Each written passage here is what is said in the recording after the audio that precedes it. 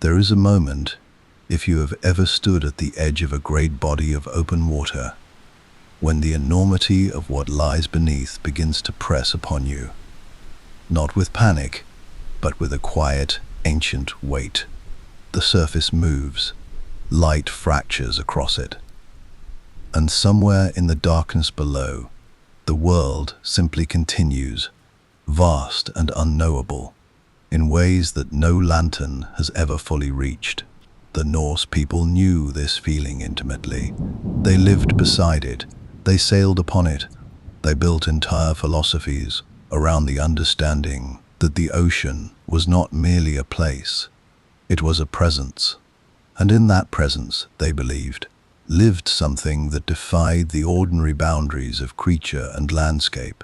Something so immense, so patient, so perfectly adapted to the deep, that encountering it was not so much a matter of bravery as it was a matter of fate. They called it the Hafgufa. The word itself moves slowly through the mouth.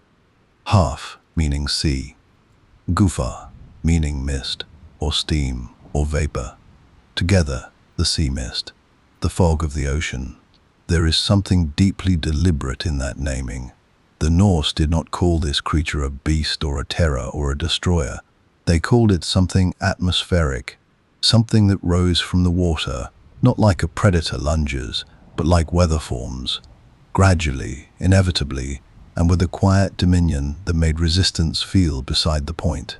What we know of the Hafgufa comes to us through the medieval Norse text known as the Konungs Skuggsia, the King's Mirror, a remarkable 13th century Norwegian manuscript written as a dialogue between a father and son, in which the wisdom of the known world is passed between generations. It is within these pages, calm and scholarly, almost clinical in tone, that we first meet this creature in full. The author does not sensationalize. He speaks of the Hafgufa, the way one might speak of a difficult coastline or a treacherous current, as a fact of the natural world that a seafarer would be wise to understand. And what the King's Mirror tells us is extraordinary. The Hafgufa was described as the largest creature in all the seas of the world, not one of the largest, the largest.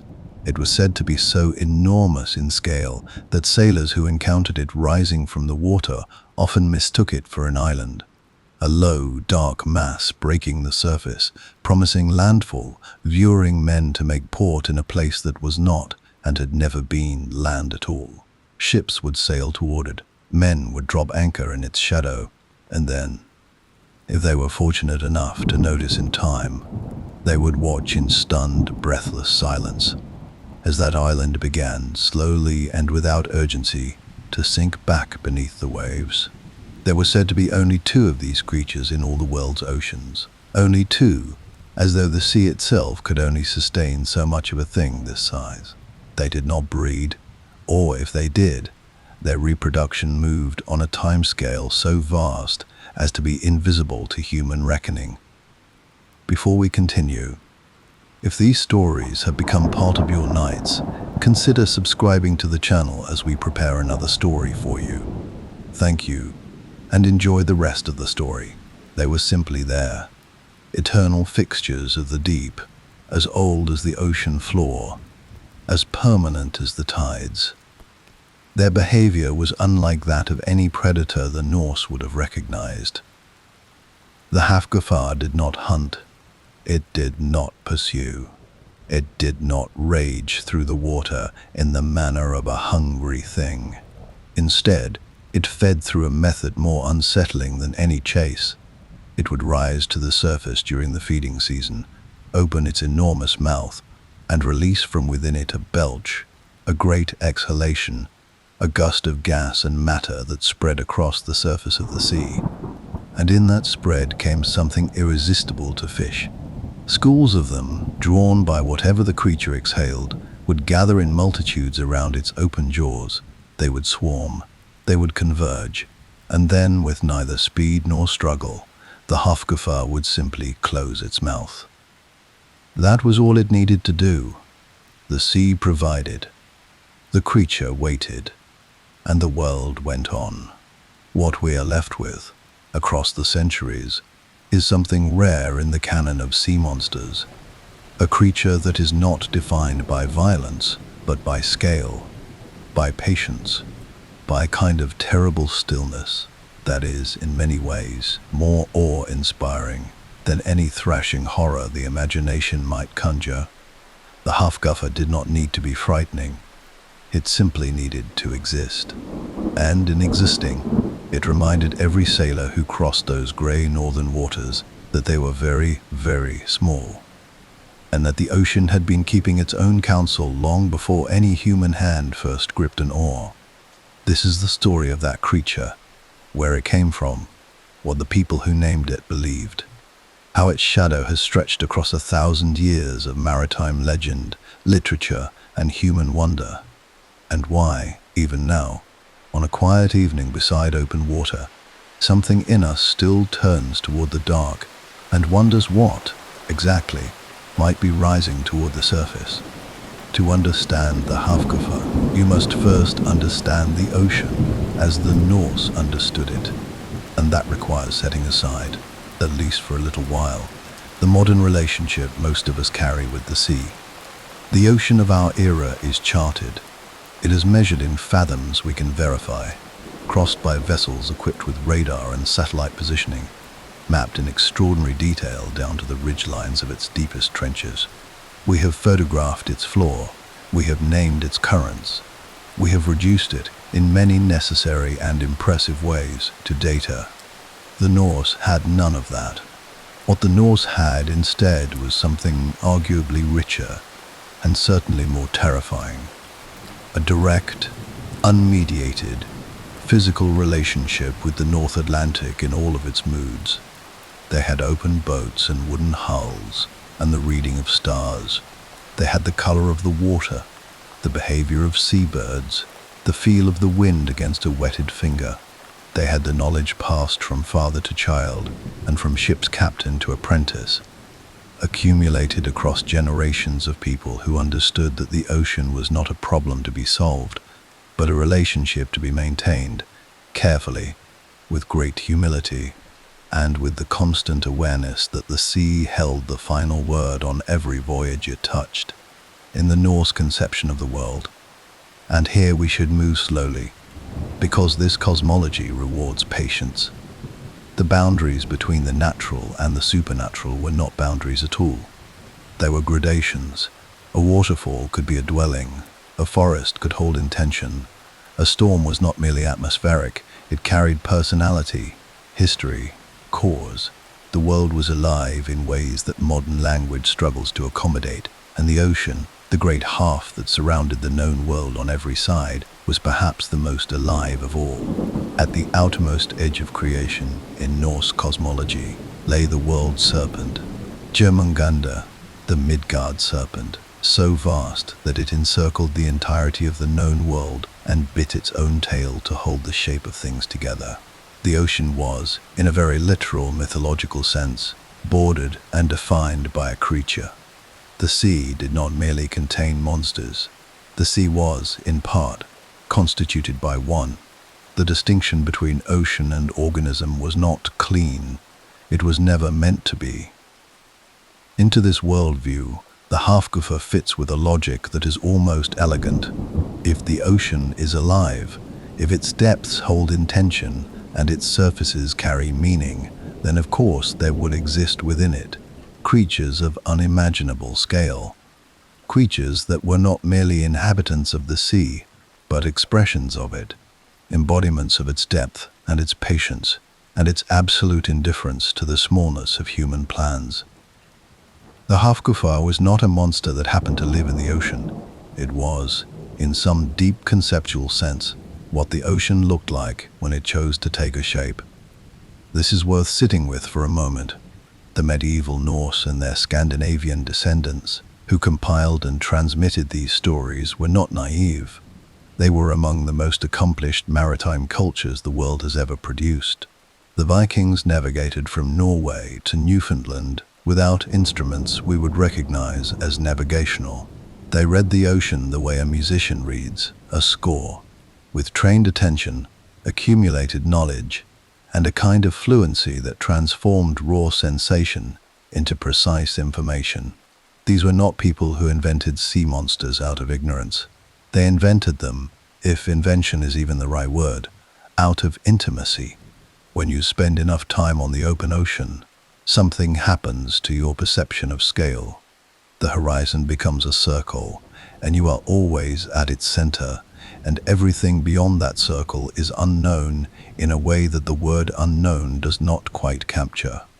The Norse had a word for the open sea beyond the coastal waters, the Uthaf, the outer ocean, and it carried within it an implication not just of distance, but of otherness, of a place where the rules that governed the familiar world applied only loosely, if at all. It was in the Uthaf that the Hafgafar resided, not in the sheltered fjords, not in the coastal shallows, where herring ran and fishing boats puttered in the grey morning light. The Hafgafar belonged to the outer waters, the deep places, the parts of the ocean that had no bottom a human line could reach. And its residence there was not incidental, it was essential. The creature could only be what it was in space of that magnitude. It required the full width of the sea to contain it. It was, in this sense, a creature of consequence rather than of encounter. Most sailors would never see it, but knowing it was there changed how every sailor related to the water beneath their hull. There is a psychological dimension to this that deserves attention. The Norse did not use their sea monsters primarily as warnings, in the way that later cartographers would scrawl "Here be dragons" on the empty portions of their maps.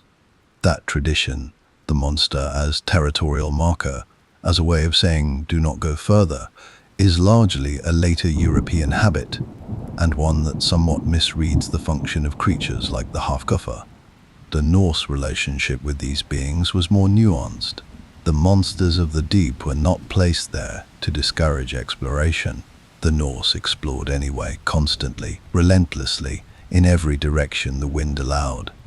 What the monsters provided was something more interior than a warning. They provided a framework for understanding what it felt like to venture into waters where human scales stopped mattering. You cannot feel truly small on a well-marked road.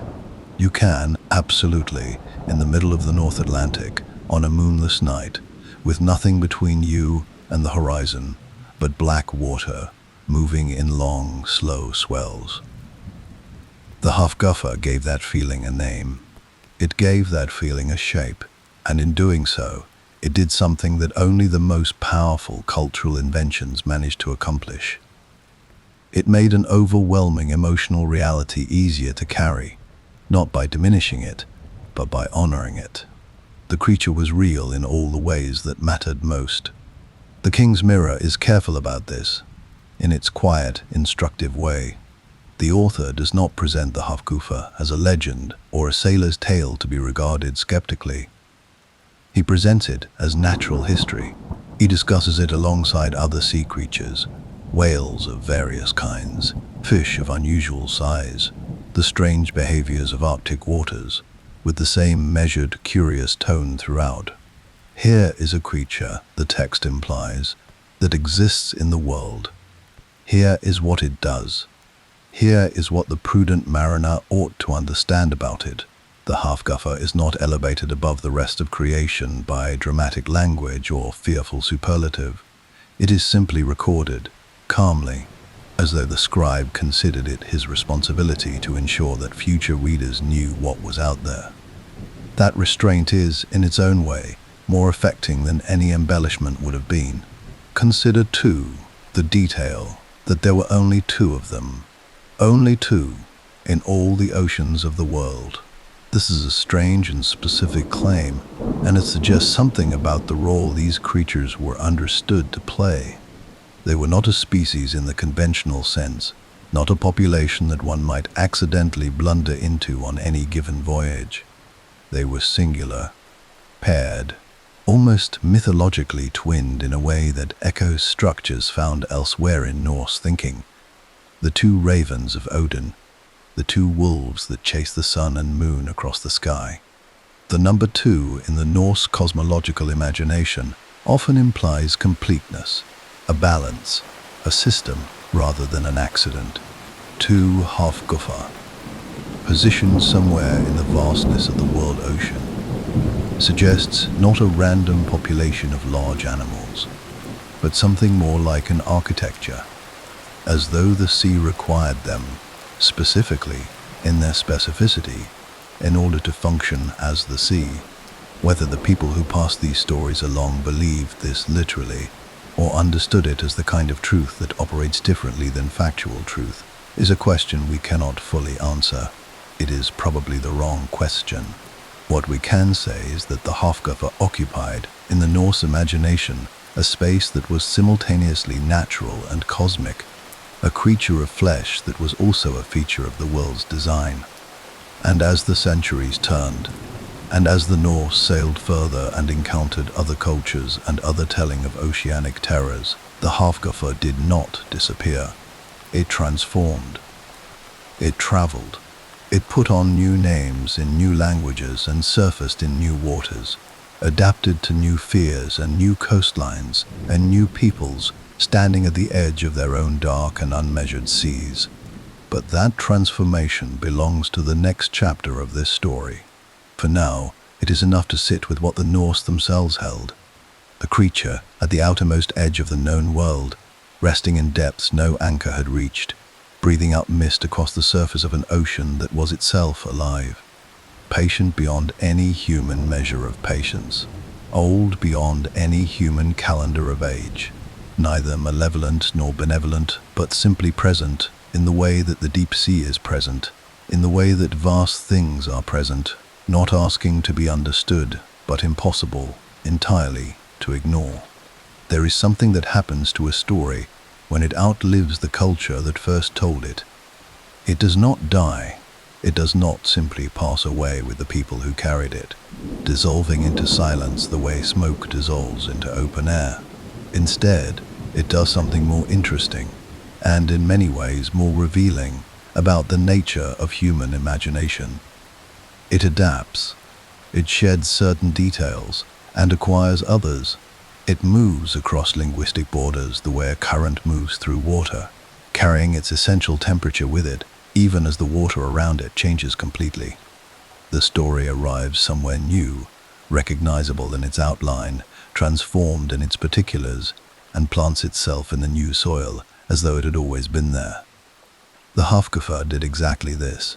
To follow its journey, we need to begin not at a dramatic moment of transformation, but at a quiet one, the gradual expansion of the medieval European learned tradition, and the particular literary form that carried sea monsters from the margins of Norse oral culture into the written records of a continent, the bestiary.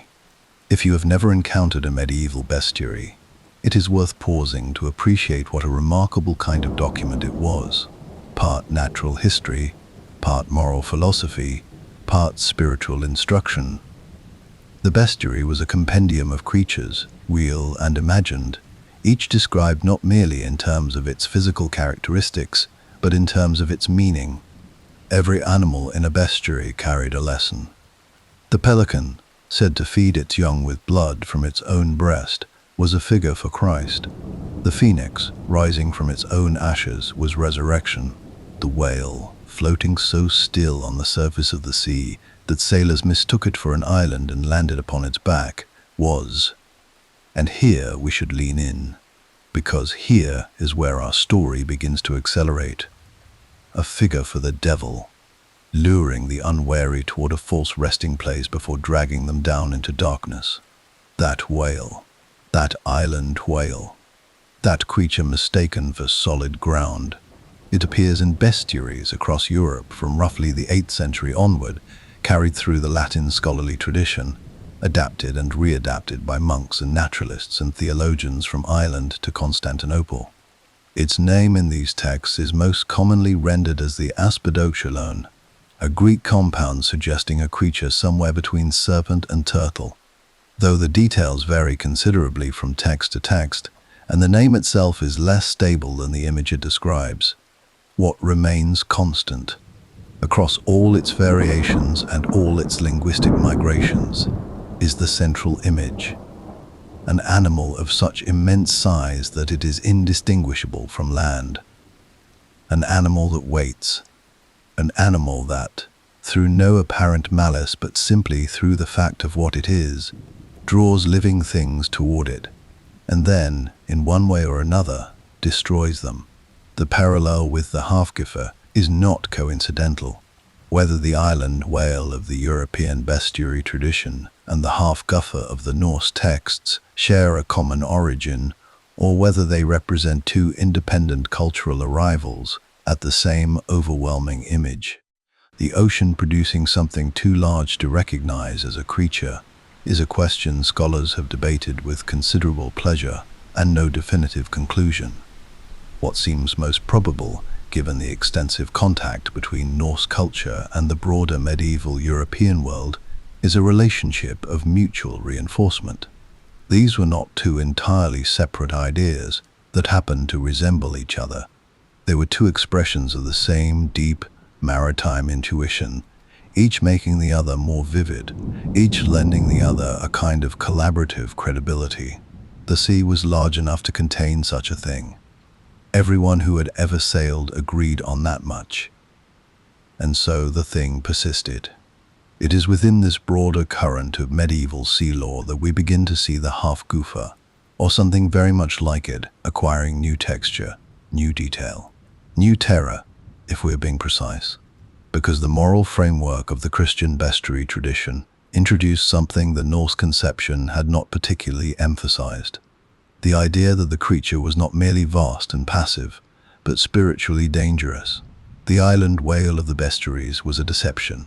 It was a false promise of safety in a hostile sea, and in the allegorical language of medieval Christianity, that made it an instrument of damnation, however unconsciously it operated. This reframing matters because it changed what the creature meant to the people who heard about it. In the Norse tradition, the half-guffer inspired awe and a kind of solemn respect. It was a feature of the world's architecture, ancient and enormous, and essentially neutral in its relationship to human beings. You might sail too close to it out of ignorance, and that ignorance might kill you, but the creature bore you no specific ill will. In the bestiary tradition, something sharper entered the image. The creature became, not exactly evil, but aligned with forces of spiritual danger. It promised rest and delivered catastrophe. It was the sea as moral trap, as much as physical one. And then, somewhere in this long, slow migration of image and meaning, something new began to emerge. The Kraken. The word appears in its recognizable form in Scandinavian sources from the 18th century, most notably in the work of the Danish-Norwegian bishop and natural historian Erik Pontoppidan, whose Natural History of Norway, published in 1752, gave the creature what amounted to its modern founding document. Pontoppidan was a careful man, insofar as he could be. A product of the Enlightenment, interested in evidence, inclined toward rational explanation, even when his subject matter strained against it. And yet, when he came to the Kraken, something in his prose expanded beyond the clinical. He described a creature of almost incomprehensible dimensions, rising from the deep in the fishing grounds off the Norwegian coast, its back breaking the surface across an area that sailors estimated at 1.5 miles in breadth. He recorded fishermen who would seek out the creature's location deliberately, because the schools of fish that gathered above it were so dense and so reliable that a single afternoon's catch in its vicinity could fill a boat to sinking. That detail, that specific, practical, economically useful detail. The fishermen rowing toward the Kraken, not fleeing, rowing toward it, because where the creature rose, the fish came with it, drawn upward from the deep in numbers that made the risk. And they understood there was a risk, that the creature might yet fully surface and drag everything above it down into the vortex of its descent, worthwhile. If that image feels familiar, it should. The half-guffer, you will recall, fed by exhaling something across the surface of the water that drew fish to gather at its open mouth, the creature and its exhalation and the fish that came in consequence. This is not a different story. This is the same story, worn smooth by 5 centuries of retelling. Its Norse nomenclature replaced by a new Scandinavian name. Its theological overtones faded back into something more practical and more ancient. A big thing rises. Fish gather. Fishermen follow the fish. The big thing eventually goes back down.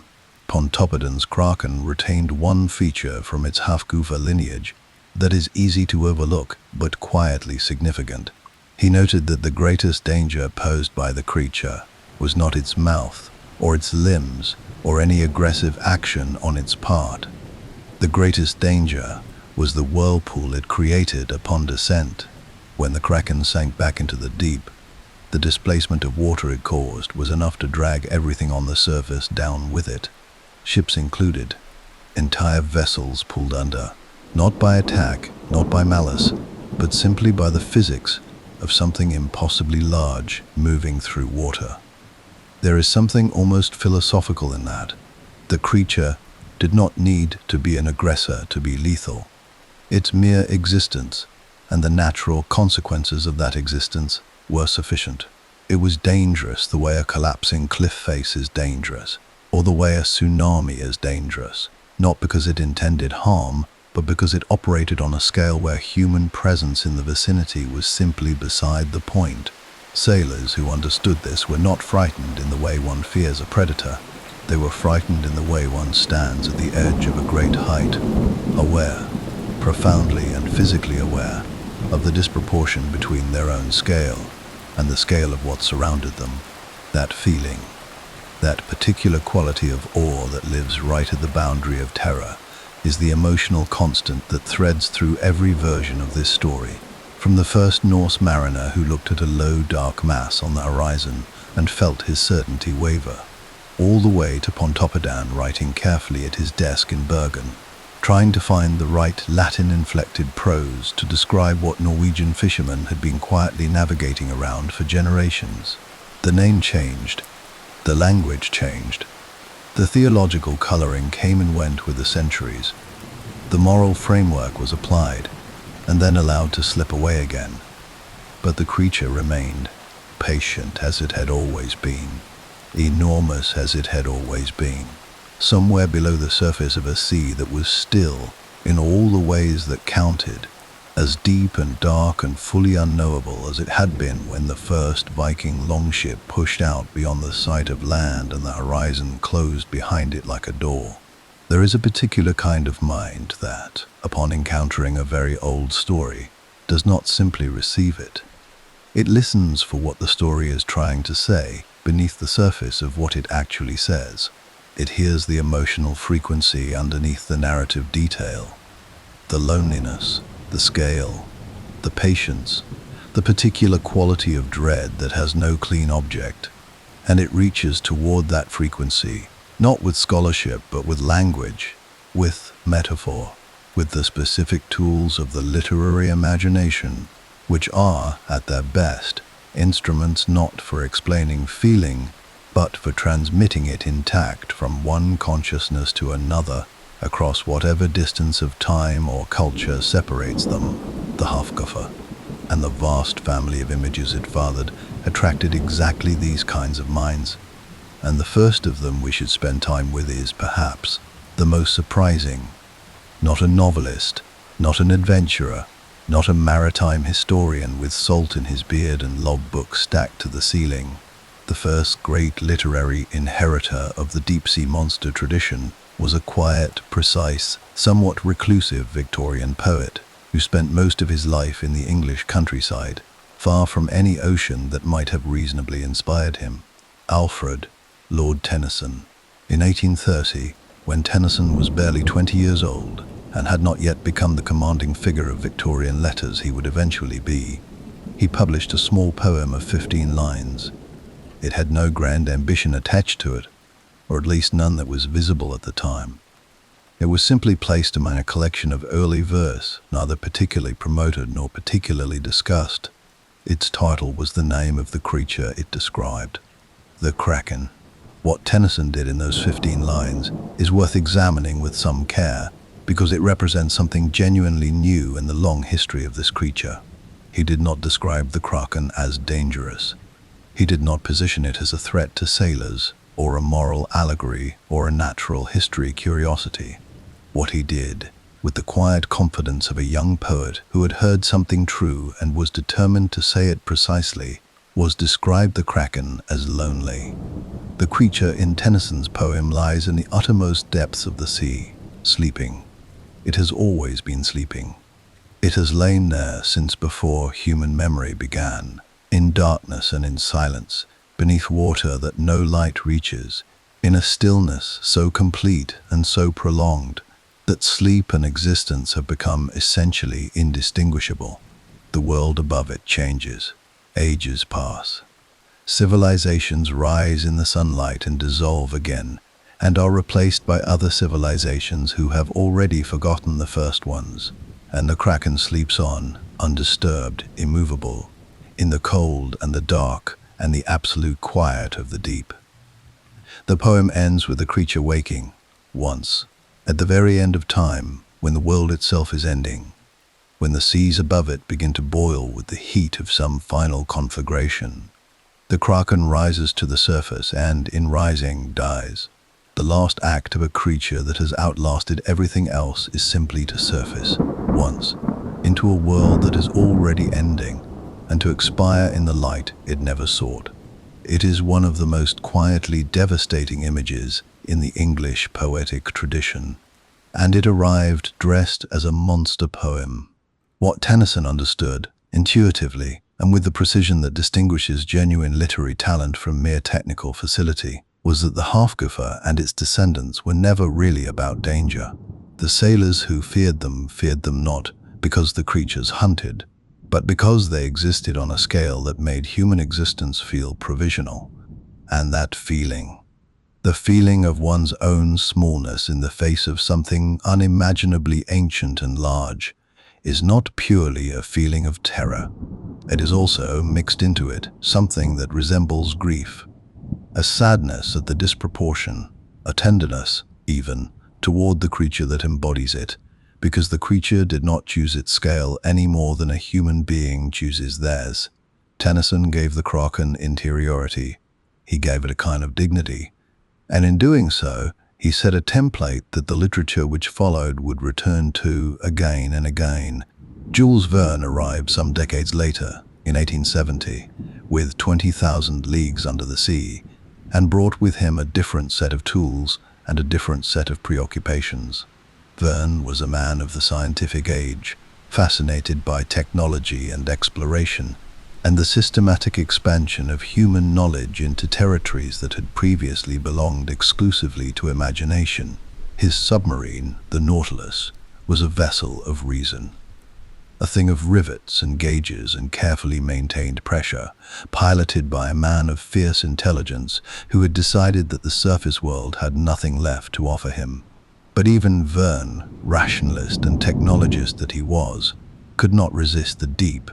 The giant squid that attacks the Nautilus in 20,000 Leagues is not, strictly speaking, the Hafgufa or the Kraken. It is too active, too aggressive, too willing to engage with the human world on violent terms. And yet the lineage is unmistakable. Verne had read his Pontoppidan. He knew the tradition he was working within, and what he introduced into that tradition, crucially, was the idea of descent rather than encounter, the notion that the way to understand the deep was not to wait for it to surface, but to go down into it yourself. The Nautilus does not flee the depths, it inhabits them. It makes a home in the space the Hafgufa had always occupied, and in doing so, it repositioned the human being in the story from the observer on the surface to something closer to a fellow traveler in the dark. That repositioning would have consequences. But before we follow them forward, we should turn to a different ocean, a different century, and the American writer who looked at the tradition of the vast sea creature and saw within it something that the Norse and the medieval bestiaries and Tennyson's quiet poem had circled without quite landing on directly. Pullman Melville understood that the monster and the obsession were the same thing. Moby Dick, published in 1851, is not technically a sea monster novel. The white whale is a whale. Enormous, yes. Scarred, yes. Possessed of a quality that the novel's narrator, Ishmael, can only describe in terms that drift steadily toward the theological, but a whale nonetheless. And yet Melville had read widely and deeply in the maritime tradition, and the novel is saturated with the accumulated imagery of centuries of human confrontation with the incomprehensible ocean. The white whale carries within it everything the Hafgufa had always represented.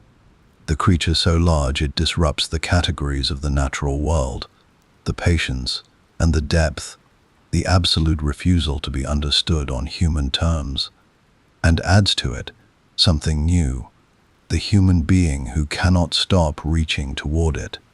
Captain Ahab is the novel's true subject, but he is only legible against the background that the Hafgufa tradition had spent 1,000 years preparing. The white whale is formidable not primarily because of its size or its strength, or even the destruction it causes, but because of its indifference. It does not hate Ahab. It does not know Ahab.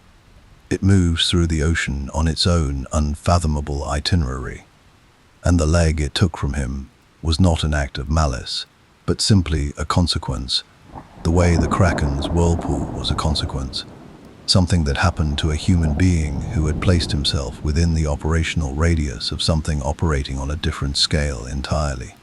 Ahab's madness, in this reading, is the madness of refusing to accept that disproportion, of insisting that the creature must mean something personal, of demanding that the vast and indifferent ocean arrange itself into a story with a human being at its center.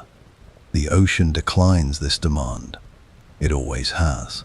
What is remarkable, standing back and looking at the full arc from the King's Mirror to Melville, is how consistent the emotional core of this tradition remains, even as every external feature of it changes. The theology comes and goes. The names accumulate and shift. The creatures grow tentacles in some tellings and shed them in others. The cultural contexts transform so thoroughly that a Norse sailor and a Victorian poet and a 19th century American whaling captain would seem to have almost nothing in common. And yet they are all, in their different ways, describing the same confrontation, the same moment, the same recognition, sudden or gradual, terrifying or quietly devastating, or both at once, that the world contains things which do not organize themselves around human perception, human scale, or human meaning. Things that were there before us and will be thereafter. Things that move through the deep on their own purposes, in their own time, without reference to our presence or our absence, or the elaborate stories we tell ourselves about our centrality to the scheme of things. The Hafgufa began as natural history in a medieval Norwegian manuscript. It became a moral allegory in the bestiaries of monastic Europe. It became a practical navigational fact in the fishing traditions of coastal Scandinavia. It became a meditation on loneliness in the hands of a young English poet.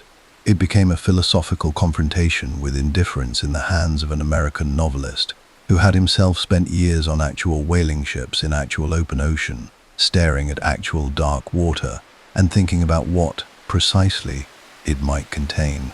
In every transformation, it kept the thing that made it matter in the first place: the depth, the patience, the scale that makes scale itself feel like a spiritual fact rather than merely a physical one.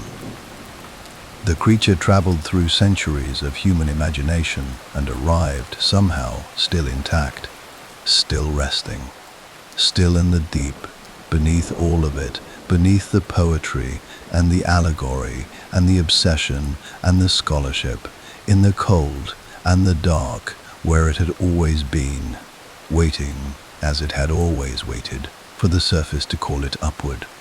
Science has a complicated relationship with monsters, not a hostile one.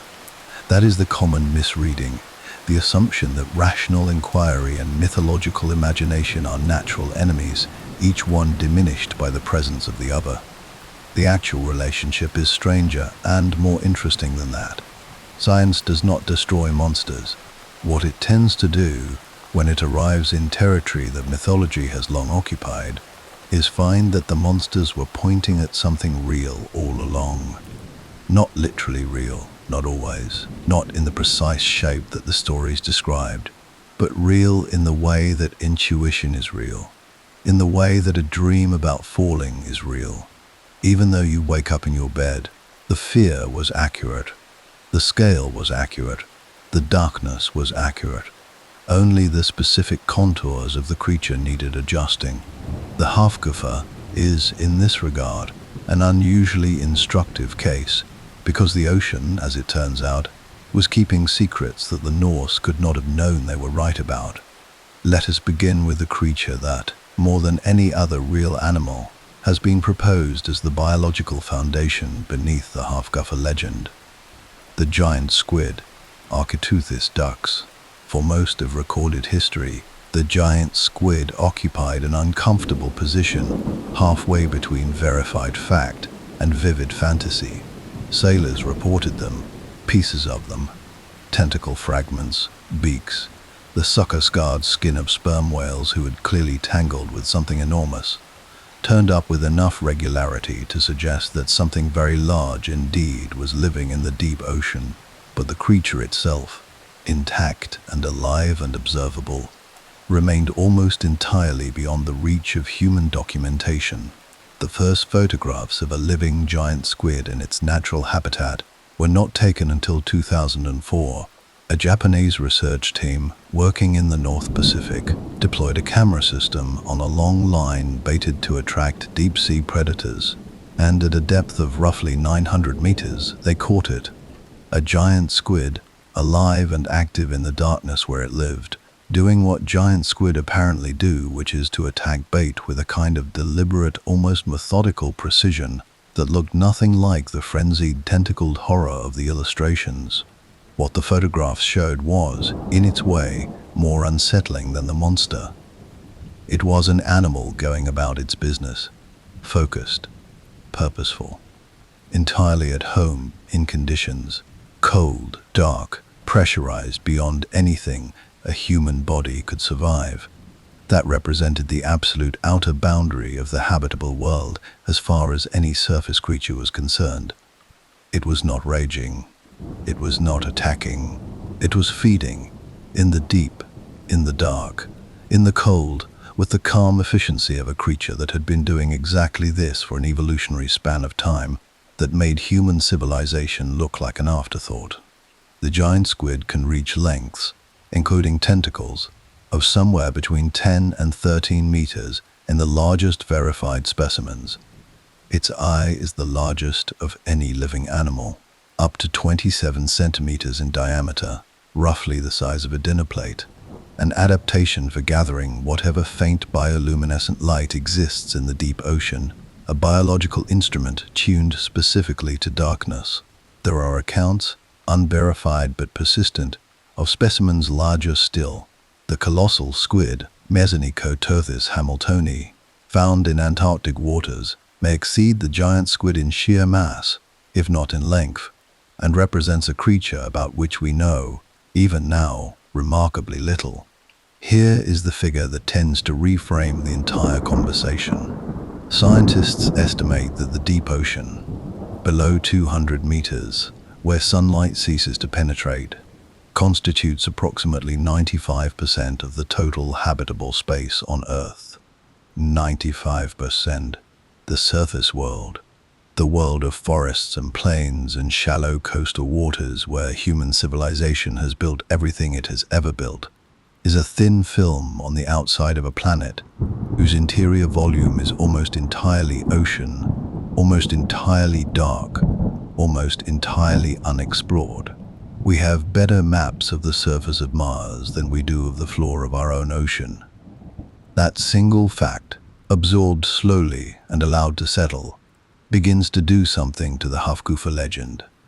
It does not explain it away, it deepens it, because the Norse, standing on the edge of the North Atlantic with their wooden ships and their accumulated maritime wisdom, looked out at the water and intuited something that took modern science centuries of increasingly sophisticated instrumentation to verify: that the ocean is not merely a large body of water, it is a separate world, one with its own architecture, its own populations, its own rules about size and darkness, and the kind of patience that only becomes possible when you are insulated from the rhythms of sunlight and season that govern everything on the surface.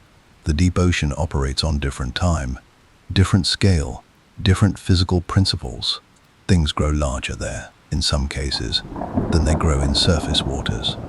A phenomenon called deep-sea gigantism, driven by cold temperatures, high pressure, and the particular metabolic economics of the abyss.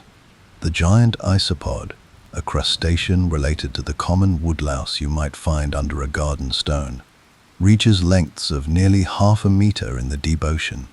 The Japanese spider crab, which inhabits somewhat shallower depths, spans nearly 4 meters from claw to claw. The oarfish, a real animal, a bony fish that lives in the mesopelagic zone, can exceed 8 meters in length. A ribboned, silver, almost impossibly strange creature that, when it washes ashore dead, has been documented causing genuine public alarm in multiple countries across multiple centuries because it looks, unmistakably, like a sea serpent.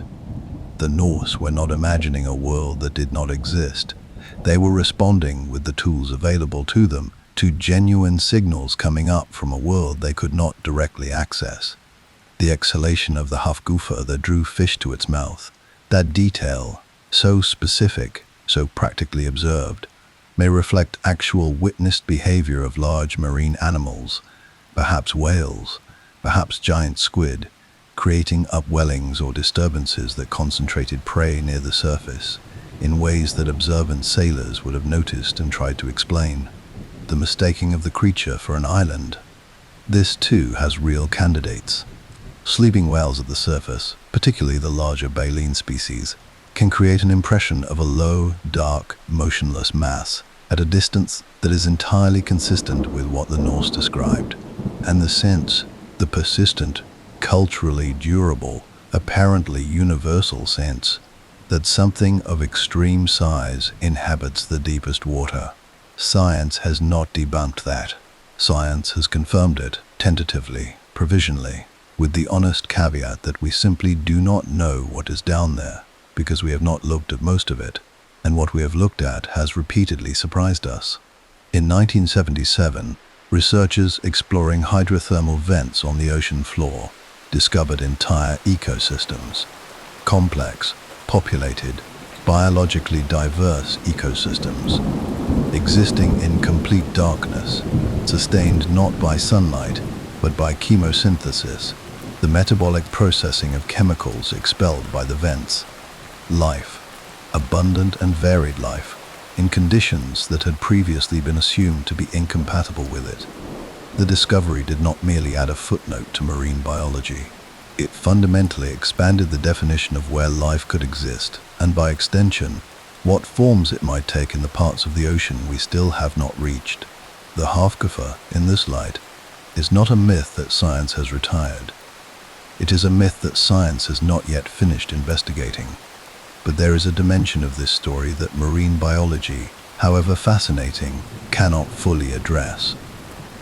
Because the Hafgufa was never only about what lived in the ocean, it was about what the ocean meant. And that question, what the ocean means, what the darkness means, what it means to be a small and briefly living thing in a world that contains depths beyond your comprehension, is not a question that yields to instrumentation. It is the oldest question. It predates the Norse. It predates writing. It is there in the earliest human impulse to stand at the edge of the water and look outward and feel something shift in the chest, something between wonder and unease, between the desire to know and the knowledge that knowing has limits, between the comfort of the shore and the pull of what lies beyond it, we still feel it. This is perhaps the most quietly remarkable thing about the Hafgufa and the entire tradition it anchors.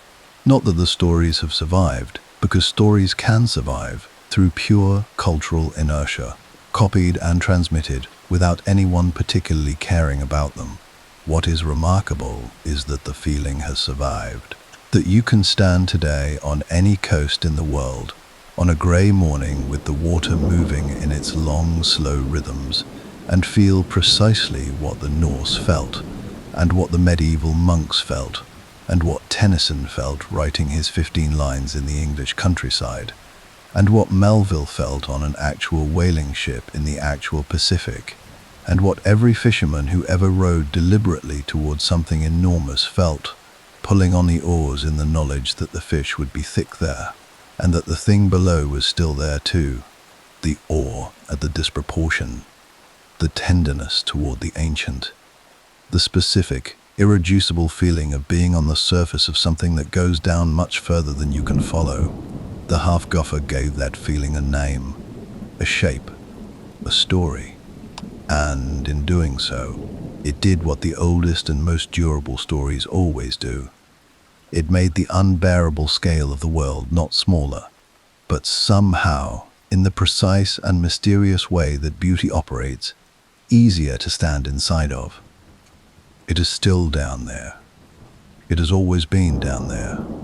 And the water above it, if you are very still, if you let the morning be quiet around you and resist the urge to fill the silence.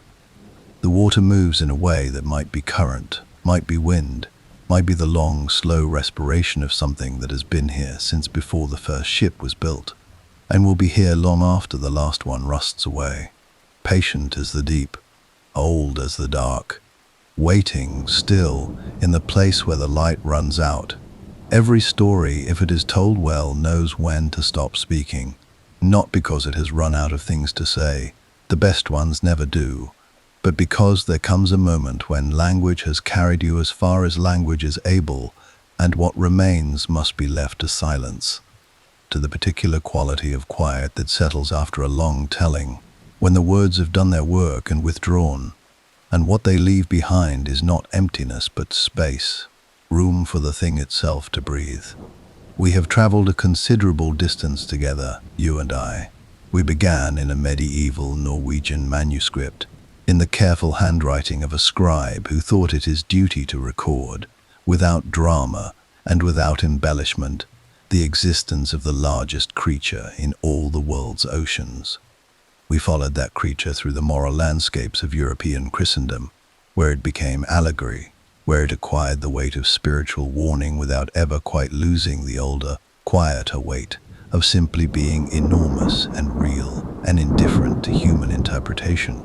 We watched it change its name and keep its nature, surfacing in the fishing traditions of coastal Scandinavia as something practical and navigable, then rising again into literature, into Tennyson's devastating 15 lines, into Verne's pressurized darkness, into Melville's great white argument with the indifferent universe. We descended finally into the ocean itself, into what science has found there and what it has not yet found, into the 95% that remains unlit and unmapped, and quietly, persistently surprising in its capacity to contain things we did not predict and cannot fully explain. And now we are here, at the end, which is also, in the way of these things, a kind of beginning, because the Hafgufa does not conclude. That is perhaps the most essential thing about it, the quality that separates it from ordinary monsters, which can be defeated or explained or domesticated into familiarity. The Hafgufa simply continues.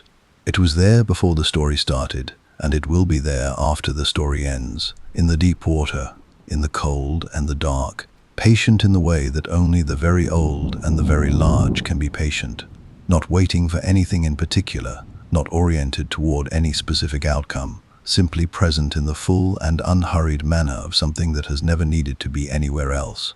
There is a comfort in that, if you let yourself feel it, not the comfort of safety.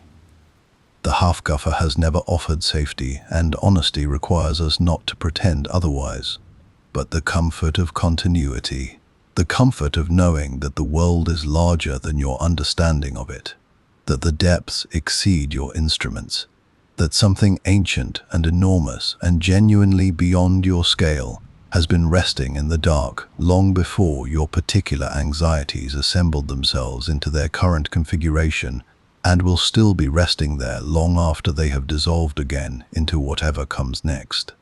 The ocean keeps going down. That is the fact that the half-guffer has always carried beneath every name it has worn and every cultural costume it has traveled in. The ocean keeps going down, and in the going down it becomes something that the surface world has no adequate language for. Not frightening exactly, not peaceful exactly, but something that contains both and exceeds both and does not particularly require your assessment of it either way. The Norse knew this. They named it, and in naming it they honored it, which is the most any culture can do with something it cannot control and cannot fully know. We are their inheritors in this, whatever else separates us from them. We stand at the same edge. We look at the same dark water.